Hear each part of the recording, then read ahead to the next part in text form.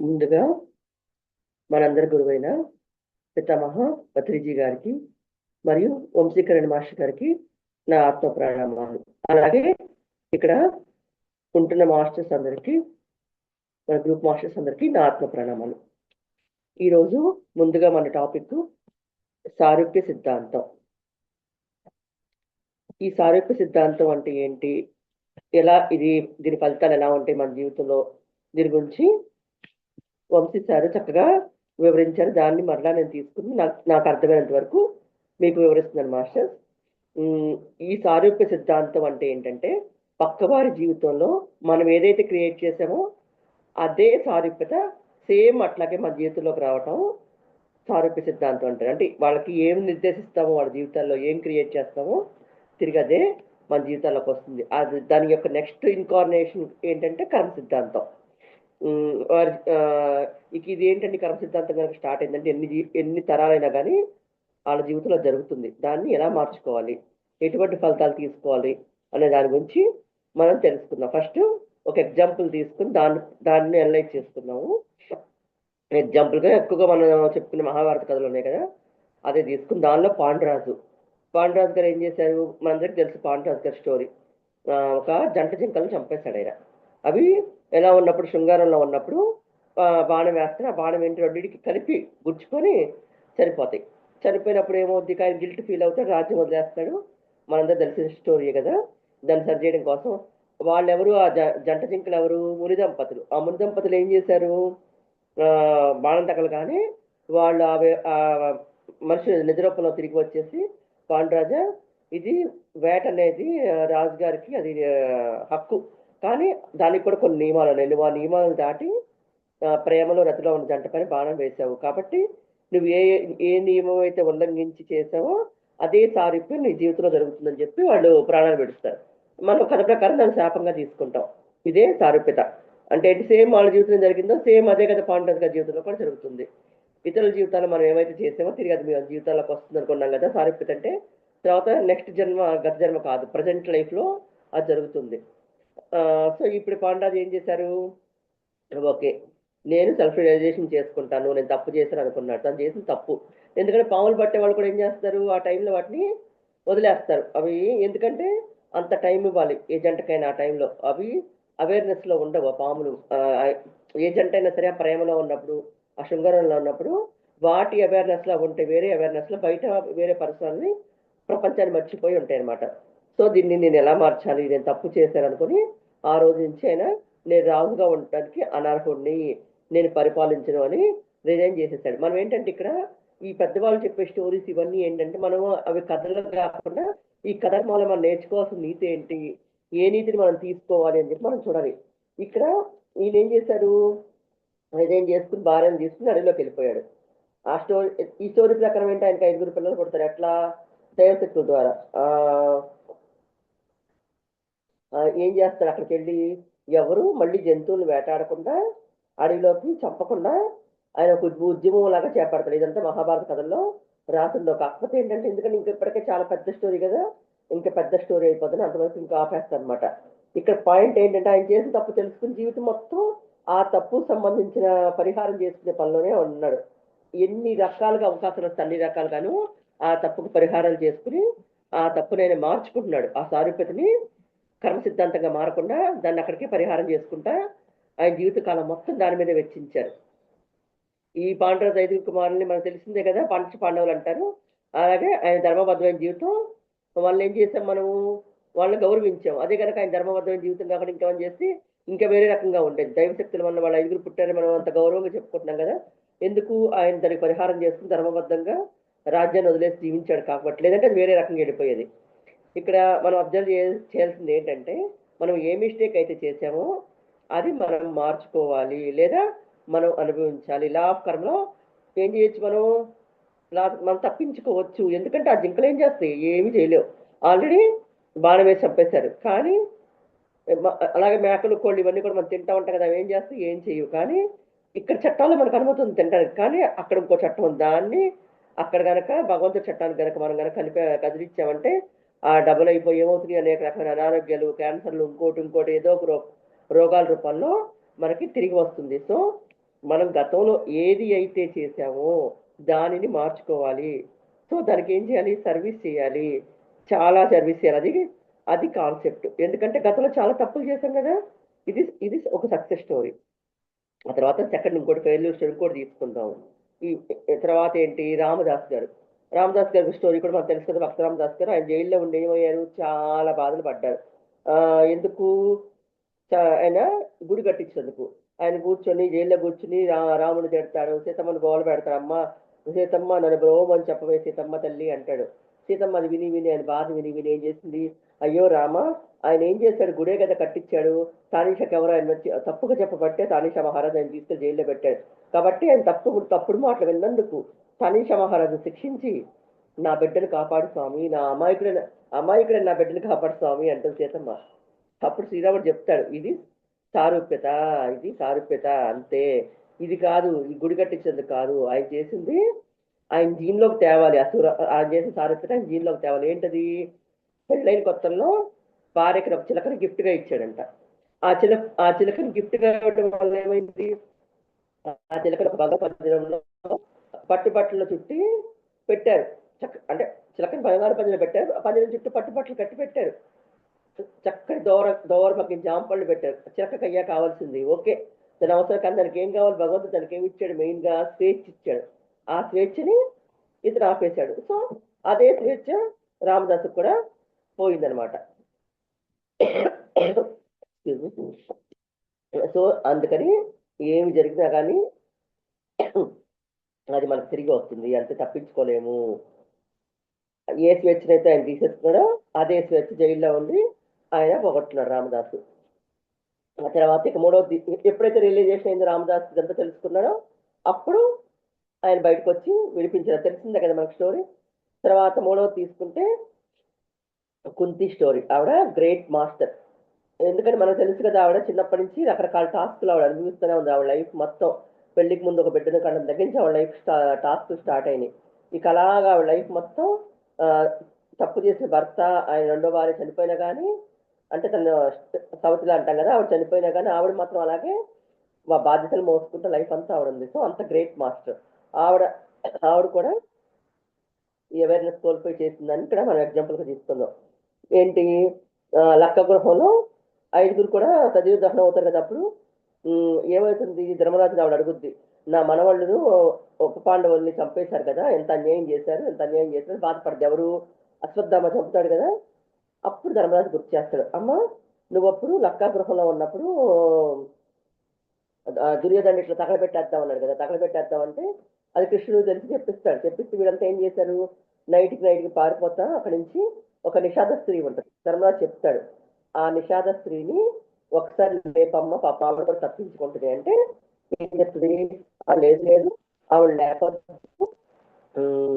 అలాగే ఉంటుంది. ఎందుకంటే మనం ఎప్పుడు చనిపోయినా కానీ, మనకి చనిపోయినా కానీ మళ్ళీ దుర్యోధన్ని వెంటాడకుండా ఆ 5గురు బెడ్లు ఆ స్త్రీ యొక్క అస్థి పంజరాలు చూసి మనమే చనిపోయాం అనుకుని మనం వెంటాడడం అని చెప్పేసి ఆ నిషాద స్త్రీని వదిలేస్తుంది. చూసారా ఆవిడ ఎంత గొప్ప మాస్టర్. ఆ టైంలో అవేర్నెస్ పోయింది. సో ఎంత జాగ్రత్తగా ఉండాలనేది మనం చూసి తెలుసుకోవాలి. వాళ్ళు చేసినవి చూసి మనం అలా చేయకూడదు, చేయకుండా ఉండాలి అని నేర్చుకోవడం కోసమే మనకి ఇలాంటివన్నీ రాసి పెడతారు. అలానే వాళ్ళేం తక్కువ వాళ్ళు కాదు. ఆ టైంలో వాళ్ళకి అది పోయింది, మనం కేర్ఫుల్గా ఉండాలి అంతే. అప్పుడే కనుక ఆవిడ నిషాద స్త్రీకి ఏదైనా హెల్ప్ చేసి ఉంటే కుంతి జీవితం చాలా ఆనందంగా ఉండేది. కానీ ఆవిడ ఏం జరిగింది? యుద్ధం అయినాక కాండవనానికి వానప్రస్థానికి వెళ్ళింది. వెళ్ళాక ఏమైంది? అక్కడ కుటీరంలో కుంతిమాత ఎట్లయితే ఆ నిషాద స్త్రీ సజీవ దహనం అయిపోయిందో సేమ్ అదే విధంగా సజీవ దహనం అయిపోయింది. సారూప్యత కర్మ అనేవి అక్క చెల్లెళ్ళు. సారూప్యత ఈవిడ తీసుకుంది కుంతిమాత, ఓకే నేను తప్పు చేశాను అనుకొని. కర్మగా మారకముందే, కర్మగా మారితే ఇంకా ఇంకా తరతరాలకి వెంటాడుతుంది కాబట్టి ముందే ఆవిడ తీసేసుకుంది. ఎంత గొప్ప ఆవిడ ఇంకా మరి ఆవిడ. సో మనం ఎంత థర్డ్ ఐ మాస్టర్ అయినా కానీ, ఎంత గొప్ప వాళ్ళు అయినా కానీ విశ్వ నియమాలు మాత్రం ఎవ్వరూ దాటిపోలేము. ఎంత గొప్ప భగవంతుని చివరికి శ్రీకృష్ణుడు అయినా కానీ. సారూప్యత అంటే అదే. అవతల జీవితంలో మనం ఏం చేసామో మన జీవితంలోకి అదే వస్తుంది. ప్రకృతి మారడానికి అవకాశం అనేది ఇస్తుంది. ఇంకోటి ఏంటి? ద్రోణాచార్యుడు చనిపోయే ఘట్టం. అశ్వత్థామ ఏం చేశాడు? అశ్వత్థామ హతః కుంజః, అనేసి ఎవరంటారు, ధర్మరాజు అంటారు. అనేసరికి అది విని ద్రోణుడు ఏమన్నాడు, అయ్యో నా బిడ్డ చనిపోయాక నేను ఎందుకు అని చెప్పి ధనుసు పక్కన పాడేసి కింద కూలబడిపోతాడు. కూలబడిపోయి ఈ అబద్ధం ఎవరు చెప్పిస్తారు, కృష్ణుడు ధర్మరాజు చెప్పిస్తాడు కదా. ఇక ప్రాణాలు విడుద్దాం అనుకొని చెప్పి ఏం చేస్తాడు, కళ్ళు మూసేసుకొని జనంలోకి వెళ్ళిపోయి మాగన్నుగా ఇదేంటి కపాలని పగల కొట్టుకుని చచ్చిపోతామని, అంటే ఐ మీన్ మెడిటేషన్ లో కపాల వాచి చేసేసి వెళ్ళిపోతామని చూస్తాడు. ఈ దృష్టజ్ఞుడు అప్పుడు చూసి ఈయన చంపేసిన ఘనత నాకే రావాలని చెప్పేసి తల నరికి చంపేస్తాడు. ఆల్రెడీ ఆయనే చనిపోవాలనుకున్నారు, అలాంటి టైంలో ఇతను వెళ్ళిపోయి తలకాయ నరికి చంపేస్తాడు. చాలా దారుణమైన విషయం కదా. సో ఇది చాలా పెద్ద తప్పు చేస్తాడు. ఏమైంది చివరికి 18 రోజులు ఈ మహాభారత యుద్ధం ముగిసేటప్పటికి అశ్వత్థామ ఈ దుష్టజముని ఓచకోత కోసి మరి చంపుతాడు. అందరూ నిద్రపోతారు. సో ఆ టైంలో చంపేస్తాడు. మరి ద్రోణుడు ఏంటి అవేర్నెస్ లేని టైంలో చంపేస్తాడు కదా. సో అదే సారూప్యత దుష్టజముని లైఫ్ లో కూడా వచ్చింది. ఈ కర్మ సిద్ధాంతం ఈ సారూప్యత అనేవి ఎప్పుడు కలిసే ఉంటాయి. ముందు చేసిందేమో కర్మ, ఇప్పుడు లైఫ్ లో వచ్చేదేమో సారూప్యత. ఈ 5 పిల్లలు చనిపోవటం, మరి కుంతిదేవిగా తప్పు చేసింది, ఈ 5 ఉప పాండవులు ఎందుకు చనిపోయారు అనేసి మనకు డౌట్ రావచ్చు. అదేంటంటే అది వాళ్ళ కర్మ. అంటే కుంతీదేవి ముందు చేసేసింది కదా సారూప్యత. వీళ్ళకి ఆల్రెడీ ఆ కర్మ ఉంది కాబట్టి క్రితం జన్మల్లో వాళ్ళు ఈ ఈ ఫ్యామిలీలోకి వచ్చారు, కుంతి ఫ్యామిలీలోకి మన వాళ్ళగా. అర్థమైంది కదా మీకు. తర్వాత ఇంకా అలాగే ఇది సారూప్యత, ఇది మనం అర్థం చేసుకోవాలన్నమాట. తర్వాత వత్సల బలరాముడు కుమార్తె అంట, ఆవిడ లక్ష్మణ కుమారుడిని మొదట చేసుకుందాం అనుకుంది పెళ్లి. తర్వాత అభిమన్యుడు, లక్ష్మణ కుమారుడు ఏంటి చక్కగా కవి హృదయం, కవి మనిషి. అయితే చేసుకున్న తర్వాత ఏమైంది, బలరాముడు వచ్చేసాడు, అభిమన్యుడు వచ్చాడు. సారీ, అభిమన్యుడిని చూసి ఆవిడ ఇష్టపడదు, యుద్ధవీరుడు కదా. సో వాళ్ళిద్దరిని ఏం చేస్తాడు, బలరాముడు మాట ఇచ్చాడు. ఆ మాటను తప్పించడం కోసం అందరూ కలిసి ఘటోత్కచుడు అని చెప్పి రాక్షసమాయని వీళ్ళ మీద ప్రయోగిస్తారు. ప్రయోగించినప్పుడు ఏమవుతుంది, లక్ష్మణ కుమారుడు చూసి లక్ష్మణ కుమారుడికేమో వస్త్రంలా కనిపిస్తూ ఉంటాడు, ఆయన బలరాముడికేమో అబ్బాయిలా ఘటోత్కచుడిలా కనిపిస్తుంటాడు. వీళ్ళు మంచిగా ఆడి పాడి ప్రేమలో ఉన్నప్పుడు ముద్దు పెడతా ఉంటాడు. చూసి బలరాముడు గే అనుకుంటాడు. గే అనుకుని ఆయన్ని తీసేసి చిచ్చి ఇట్లాంటి వాడికి నా కూతుర్ని ఇవ్వను అని చెప్పేసి ఆయన చీకొడతాడు. ఇక్కడ పావ అయింది ఎవరు, లక్ష్మణ కుమారుడు. సో ఆయన ఉసురు ఆయనది అందరికీ ఎవరిని వదలలేదు. అదేమైంది వత్సల రూపంలో ఆయన జీవితంలోకి, ఆవిడ జీవితంలో వత్సలకి ఏమైంది ఉత్తర రూపంలో ఆవిడ జీవితంలో ఎదురైపోయింది కవి రూపంగా. సో వదలదు, ఎవరిని వదలదు. ఇప్పుడు ఇక సార్ ఒకటి చెప్పారు, ఆయన పర్సనల్ గా సార్ జరిగింది చెప్పారు. ఆ సారూప్యత ఇదేంటంటే ఇది మనం చెప్పుకున్నాం కదా, ఇది మార్చుకోలేదు అనమాట. ఈ కర్మని మార్చాలంటే మనం ఎట్లా మార్చుకోవచ్చు ఏంటనేది సార్ ఇక్కడ ఎగ్జాంపుల్ గా ఈ సారూప్యతని చెప్తున్నారు. కర్మ అయితే మార్చుకోవచ్చు, చాలా కష్టపడాలంట. సారూప్యతని కొంచెం తక్కువ కష్టంలో మార్చుకోవచ్చు, అది ఎలాగో చూడండి అని చెప్పి సార్ చెప్తున్నారు. కర్మ ఏంటంటే చెట్టు లాంటిది. సో చిన్నగా ఉన్నప్పుడే దాన్ని సారూప్యతగా ఉంటుంది, అప్పుడే మనం దాన్ని సెట్ చేసుకోవాలి, అప్పుడు జీవితం సుసంపన్నంగా ఉంటుంది. ఇక మనకి అందరికీ తెలుసు కదా, సార్కి నెల్లూరులో ఆశ్రమం ఉందని.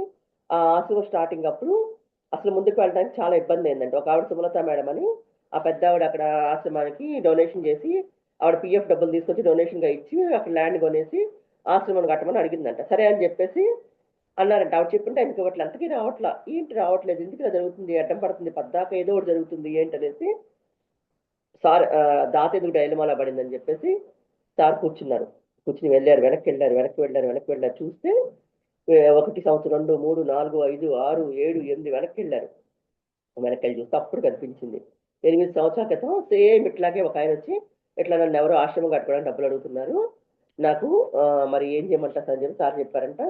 ఏమో అదేంటి అమ్మేసుకుంటారేమో, జాగ్రత్త చూసుకోండి, మీరు ఏమన్నా తేడా వస్తుందేమో, అలాగే మీరు డాక్యుమెంట్స్ రాయించుకోండి, మళ్ళీ తిరిగి అమ్మకుండా చేయండి, ఇలా చెప్పారంట. సేమ్ అది చెప్పినాక అది గుర్తొచ్చి సార్ ఏం చేశారు, అమ్మ నేను ఇవే మాటలు కదా అప్పుడు చెప్పాను అనుకుని మళ్ళీ అతనికి ఫోన్ చేశారంట. ఫోన్ చేసేసి ఏమయ్యా ఏం చేసావయ్యా, నేను తప్పు చేశాను సార్కి అర్థమయ్యి ఏం చేశారయ్యా అంటే, లేదండి మీరు వద్దన్నారు కదా ఆపేసంటే, అయ్యో ఎంత మంచి ప్రాజెక్ట్ ఆగిపోయిందయ్యా, నేను చెప్తే మాత్రం నువ్వు వింటావా ఏంటి, నువ్వు ఆలోచించుకోవద్దా, మళ్ళీ చెక్ చేసుకోవద్దా, అట్లా పెద్ద ప్రాజెక్ట్ ఆగిపోయింది కదా. వాళ్ళకి మనం దానం ఇస్తాం, ఆ తర్వాత వాళ్ళు ఏం చేసుకుంటే మనకు అనవసరం, అది నేచర్ చూసుకుంటుంది. ఈ పాయింట్ ఫ్రెండ్స్ మనం అందరం గుర్తుపెట్టుకోవాలి. మనం ఏదైనా సరే అవతల వాళ్ళు ఈ పని చేస్తామని దానం అడిగారు, మనకి ఇష్టమైతే మనస్ఫూర్తిగా నమ్మేమా ఇంక ఇచ్చేసాం, తర్వాత మనం దాని గురించి ఆలోచించకూడదు, మనకు సంబంధించిన విషయం అది. అది ఏదైనా తప్పు ఒప్పుకుంటే అది వాళ్ళ మీద నేచర్ చూసుకుంటది.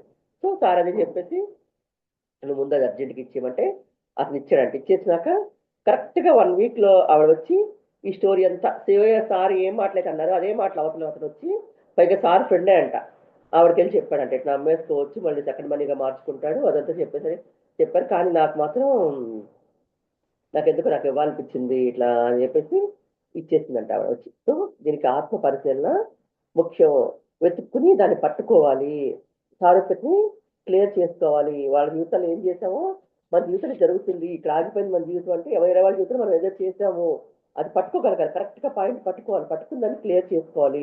లేదు అంటే అదేమవుతుంది, కర్మగా మారుతుంది. నేను గొప్ప అనుకుంటే నేను గొప్ప, అసలు అట్లాంటి పనులే చేయను, నేను అది ఇది అనుకుంటే అసలు మనం దాన్ని పట్టుకోలేము. మన దారిలో వేరే ఎదురైతే ఏం చేయాలి, దాన్ని నరికేయాలి.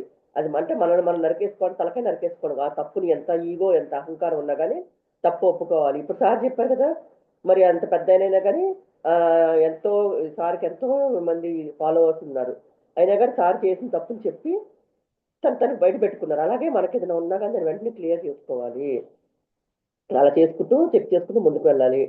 ఆ, ఇంకా ఇప్పుడు చూడండి మరి నెల్లూరులో ఎంత అద్భుతమైన ప్రాజెక్ట్ రెడీ అయిందో. మనకు పక్కన ఎప్పుడు ఇద్దరు దేవదూతలు ఉంటారంట ఖురాన్లో, వాళ్ళు ఏంటి ఎప్పుడు నోట్ చేస్తూ ఉంటారంట మన ఆ, పుణ్యాల్ని. ఆ, వెంటనే పుణ్యం చేయగానే తక్కువ రాస్తారంట. అదే పాపం అనుకో ఆలోచిస్తూ ఉంటారంట పెళ్లి పక్కన పెట్టి ఎప్పటి వరకు. మనకి మనసు మేడం కూడా చాలాసార్లు చెప్పారు కదా, మనకి లాస్ట్ మినిట్ వరకు ఉంటే టైము, మనకి లాస్ట్ వరకు వచ్చే వరకు టైం ఉంటుంది, అప్పటికి కూడా మనం ఏమైనా మార్పు వస్తా, మనం ఏమైనా మార్చుకుంటామా అని. సో మృత్యు వచ్చే వరకు మనకు టైం ఇవ్వబడుతుంది, ఈలోపు ఈ సారూప్యత మనం మార్చుకోవాలి. మన జీవితాన్ని మనం అద్దంలో చూసుకోవాలి, చూసుకుని ఈ సారూప్యతను మార్చుకుంటేనే మన జీవితంలో మనం అన్ని క్లియర్ చేస్తూ ముందుకు వెళ్తూ ఉంటాము. ఇంకా దీన్ని ఎలా క్లియర్ చేసుకోవాలి ఏంటి ఈ పాయింట్స్, దీనికి సంబంధించిన మిగతాదంతా రోహిణి మేడం కంటిన్యూ చేస్తారు. Thank you friends.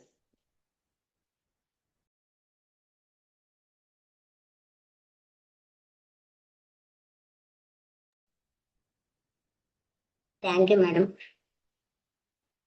ముందుగా బ్రహ్మర్షి పితామహ పత్రిజీ గారికి నా ఆత్మ ప్రణామాలు.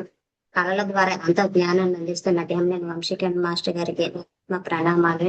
నాకు అద్భుతమైన అవకాశం ఇచ్చిన మానస మేడం గారికి, ఇక్కడ ఉన్న మాస్టర్స్ అందరికీ కూడా నా ఆత్మ ప్రణామాలు.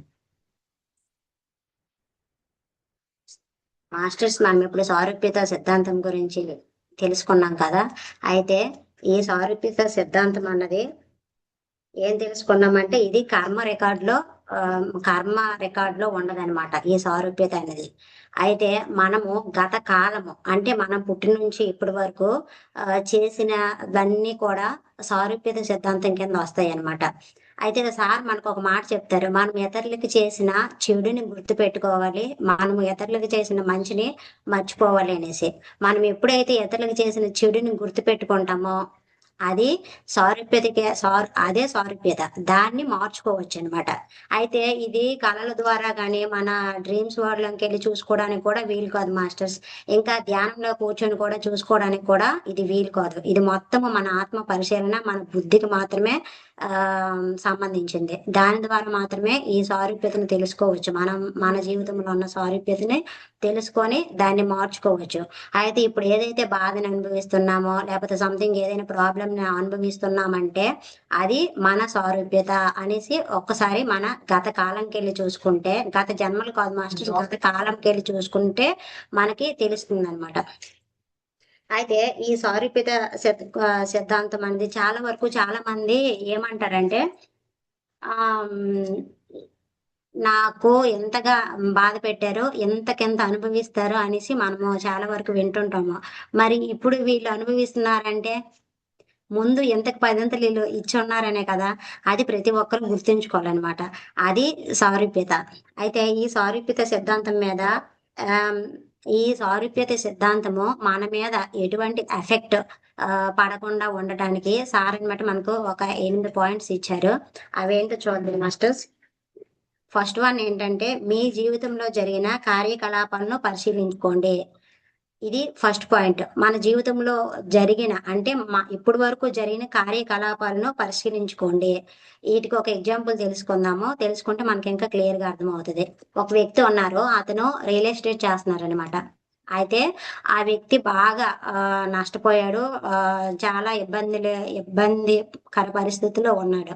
అతను సార్ దగ్గరికి వచ్చారు. సార్ దగ్గరికి వచ్చి ఏమన్నారంటే, నేను చాలా ఇబ్బందులు పడుతున్నాను. నా జాతకాలు కూడా చూపించుకున్నాను. చాలా పూజలు చేయించుకున్నాను.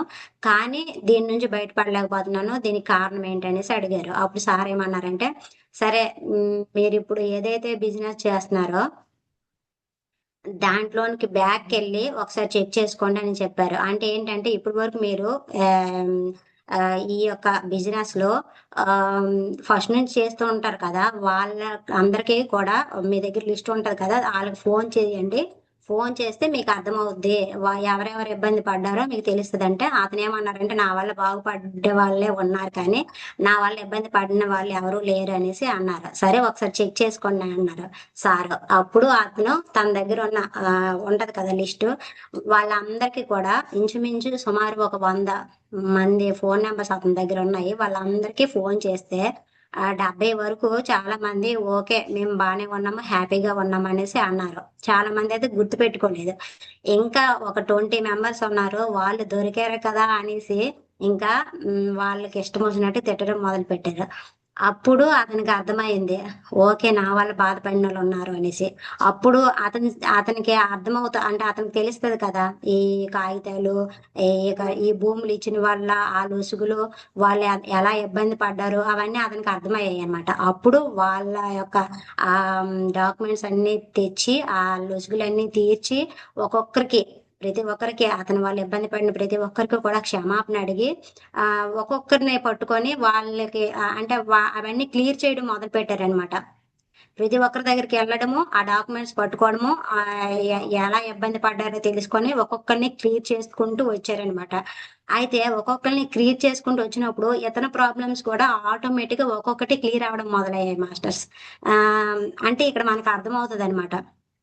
సారూప్యత అంటే ఏంటంటే, మనం గతంలోకెళ్ళి చూసుకున్నప్పుడు, ఇక్కడ మనం చెప్పారు. మీ జీవితంలో జరిగిన కార్యకలాపాలను పరిశీలించుకోండి. అతను జరిగిన వాటిని పరిశీలించుకుంటూ వచ్చినప్పుడు, ఇతనికి అన్ని దారులు ఓపెన్ అయ్యాయి. ప్రాబ్లమ్స్ అన్నీ క్లియర్ అయ్యాయి. ఇప్పుడు చక్కగా ఉన్నారు. అంటే మనం ఎప్పుడు కూడా ధ్యానంలోన గత జన్మలుగా చూసుకుంటాం గానీ, గత కాలం ఎప్పుడు చూసుకోము. ఎప్పుడు ముందు చూసుకుంటాము. కానీ మనం ఒక్కసారి గత కాలంకెళ్ళి కూర్చొని, నేనెవరినైనా ఇబ్బంది పెట్టానా?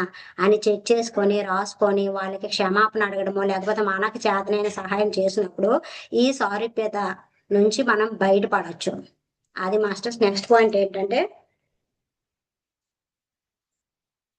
మీ వలన నష్టపోయిన వారిని అన్వేషించి సరిచేసుకోండి. ఇప్పుడు మనం చెప్పిన ఎగ్జాంపుల్ ఇది గూడా అవుతది మాస్టర్స్. ఈ ఆ ఎగ్జాంపుల్ దీనికి గూడా సంబంధం ఉంది.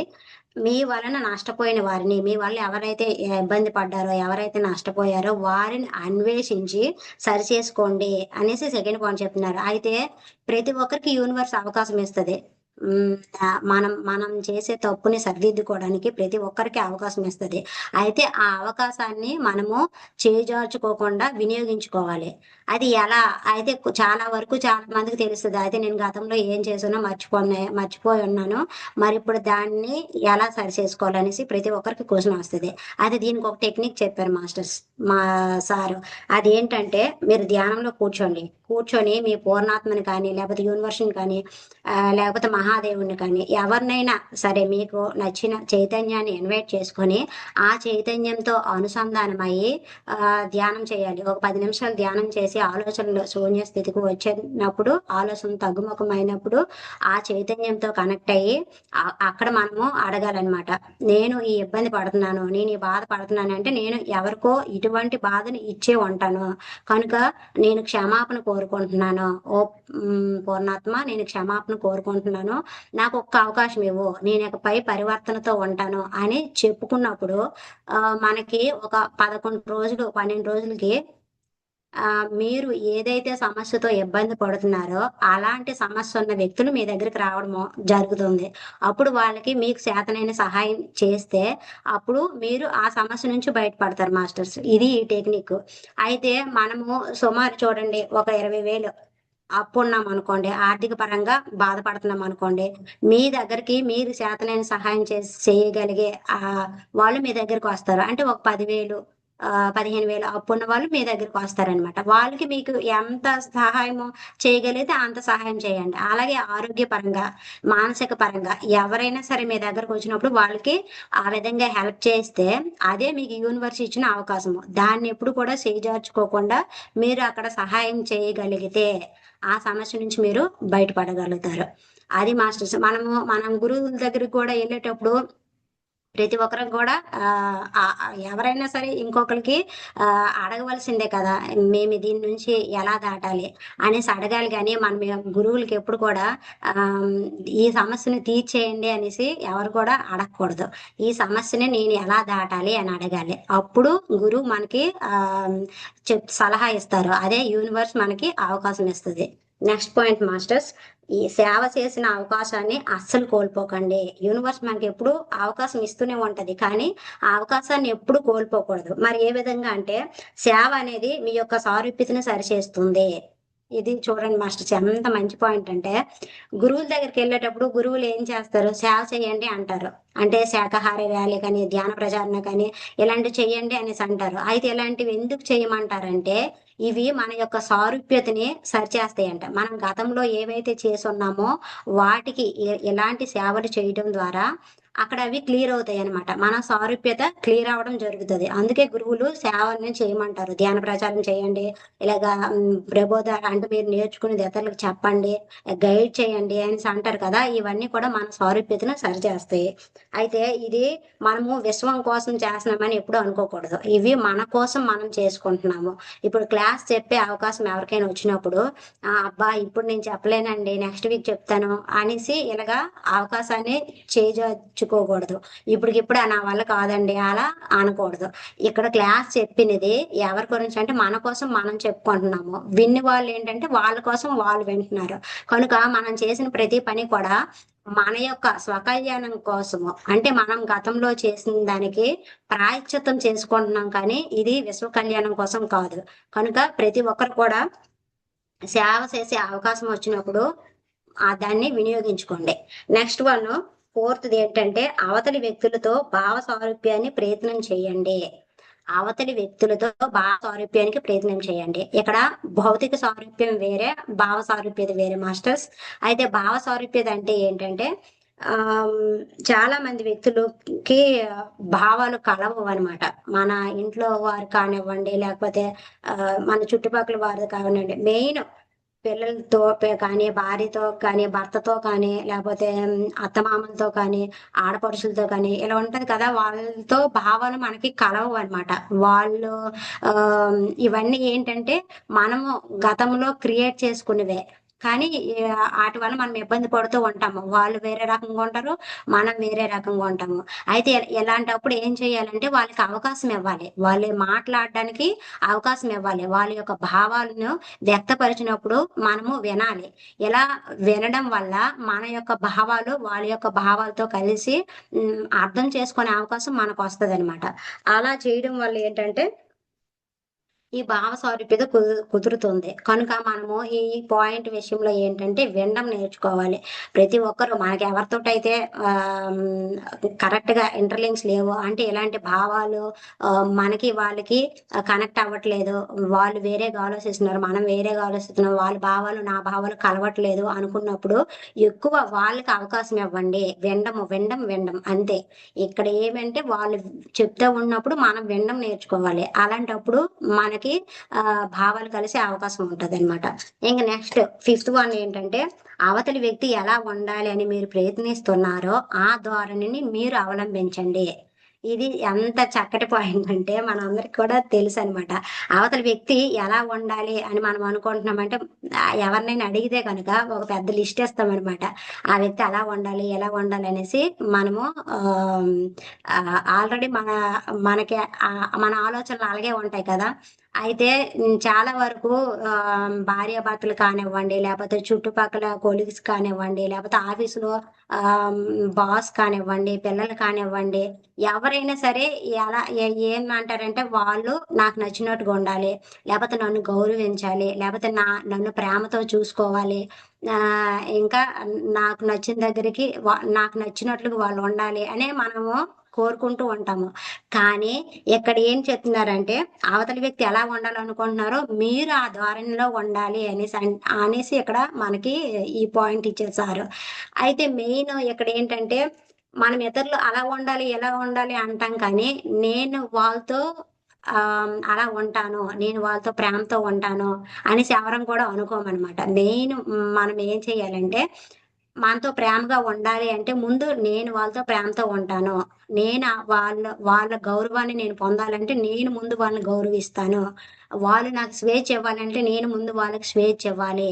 ఇలా మన ధోరణిని మార్చుకున్నప్పుడు ఆటోమేటిక్ గా ఈ సారూప్యత నుంచి మనము దాటిపోవచ్చు అన్నమాట. ఇది ప్రతి ఒక్కరు గుర్తుంచుకోవాలి. ఎవరు ఎలా ఉండాలనుకుంటున్నారో ఫస్ట్ మీరు ఆ ధోరణిని అవలంబించండి, మీరు ఆ ధోరణిలో ఉండండి. నెక్స్ట్ సిక్స్త్ వన్ ఏంటంటే మీ వైఖరి ఇతరుల గుండా పరావర్తనము చెందుతుంది అద్దం వలె కనుక మీ వైఖరిని మార్చుకోండి. మన వైఖరిని ఎప్పుడు మార్చుకుంటూ ఉండాలి మాస్టర్స్. అది ఏ విధంగా అంటే ఒక ఫర్ ఎగ్జాంపుల్ పాండురాజు ఆ, తను వేటకెళ్ళి జింకల్ని చంపాడనమాట. చంపేసి మళ్ళీ రాజ్యంకి వచ్చినప్పుడు మళ్ళీ నేను వేటకు వెళ్ళను, ఆ ఇలా ఏ జంతువుల్ని చంపను అనేసి తన వైఖరిని మార్చుకున్నాడు. ఇలా ఎంతో మంది వాళ్ళ యొక్క వైఖరిని మార్చుకుంటూ ఉండడం వల్ల ఈ సారూప్యత అనేది వాళ్ళ జీవితంలోకి రాలేదు. అలా వైఖరిని మార్చుకోకపోతే మళ్ళీ అదే విధంగా వాళ్ళకి సారూప్యత వాళ్ళ జీవితంలోకి వస్తుంది అనమాట. అయితే ఇక్కడ ఆ మనము మన ఇంట్లో ఎవరినైతే సతాయిస్తున్నామో, లేకపోతే మన ఇంట్లో వృద్ధుల్ని కానీ, లేకపోతే ఒక భర్త భార్యని కానీ, భార్య భర్తని కానీ సతాయించినప్పుడు చాలా వరకు వాళ్ళ పిల్లలు మళ్ళీ రిటర్న్ వాళ్ళు వయసుకు వచ్చేటప్పటికి వాళ్ళు మళ్ళీ రిటర్న్ సతాయిస్తూ ఉంటారన్నమాట వీళ్ళకి. అలా సారూప్యత వాళ్ళ జీవితంలోకి వస్తది. ప్రతి కొడుకు తన తండ్రిని సతాయిస్తారు. అయితే ఆ కొడుకు తండ్రి అయినప్పుడు వాళ్ళ కొడుకులు మళ్ళీ వాళ్ళని సతాయిస్తూ ఉంటారు. ఇదే సారూప్యత. ఈ ఈ విధంగా సారూప్యత ఉంటది.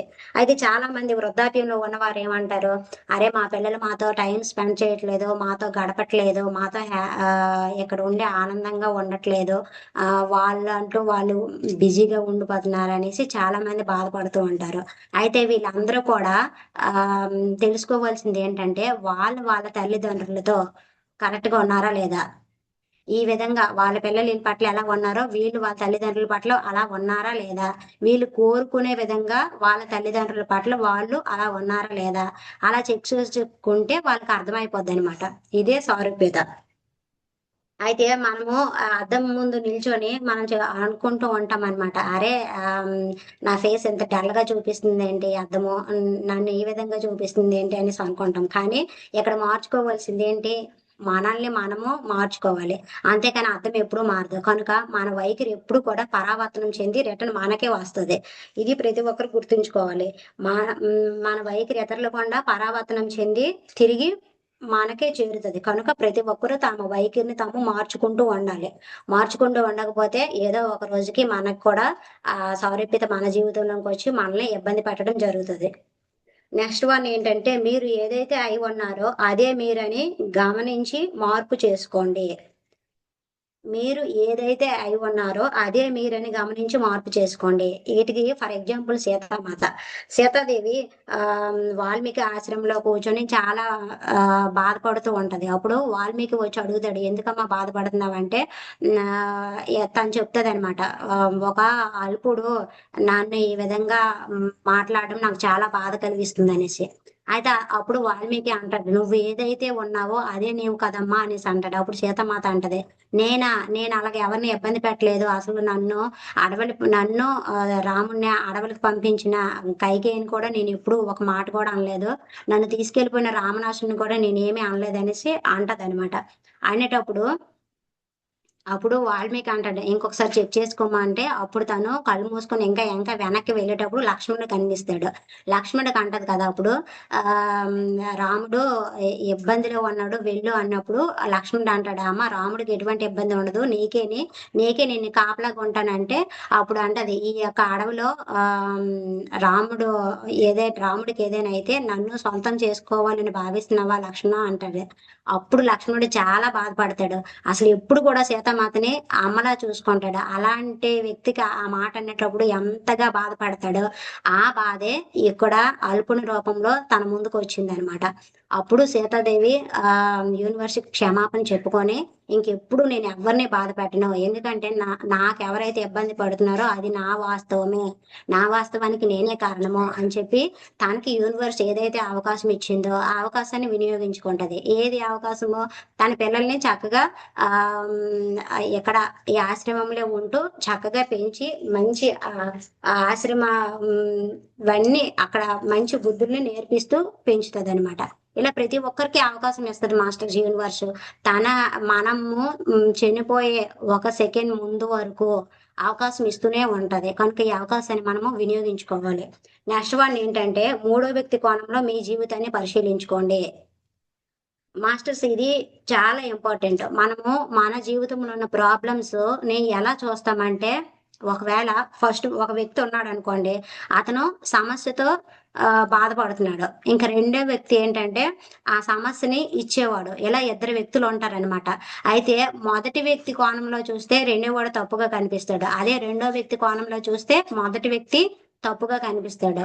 కనుక మనం ఎప్పుడు కూడా వాళ్ళిద్దరిని అంటే మనల్ని మనకి ఇబ్బంది పెట్టేవారిని అలా ఉంచి మనము మూడో వ్యక్తిగా ఉంటూ ఆ యొక్క సమస్యను చూసినప్పుడు మనకు అర్థమవుతుంది.